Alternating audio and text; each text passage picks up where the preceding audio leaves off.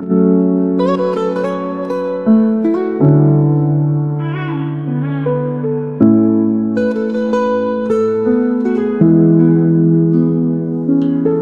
nating tahanan ay nabuo, mga panahong kasama pa kita rito, mga sandaling magkiyakap nating binubuo ang pangarap na to.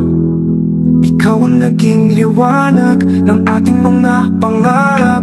Nakakalungkot lang na yung bahay na ating binuo, ilawan na lang ang naiwan kasi yung haligi ay nawala na. Ngayon sa walang laman na kalangitan na lamang ako nakikipag-usap. Naghihintay pa rin ako sa may tarangka sa pintuan, kung saan dati ay palagi kong naririnig ang iyong hagigit, mga tawang kay sarap sa tenga. At sa gabi na lamang bumubulong ako ng mahina. Umuwi ka na, wag mo akong iwanan. Namimiss ko na pag-aalala ay yakap mo sa tuwing nahihirapan ako. Ikaw ang pahinga ko, ngunit katahimikan lamang ang aking naririnig.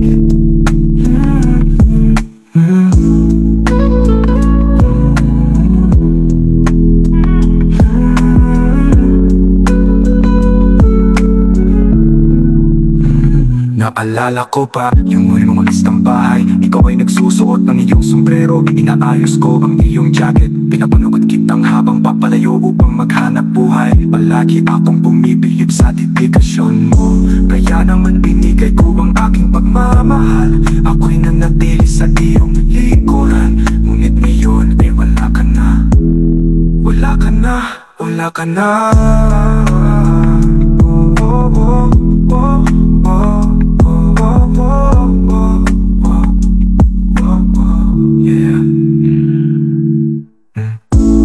Naghihintay pa rin ako sa may tarangka sa pintuan, kung saan dati ay palagi kong naririnig ang iyong hagigit, mga tawang kay sarap sa tenga. At sa gabi na lamang bumubulong ako ng mahina. Umuwi ka na, wag mo akong iwanan. Namimiss ko na pag-aalala ay yakap mo sa tuwing nahihirapan ako. Ikaw ang pahinga ko, ngunit katahimikan lamang ang aking naririnig.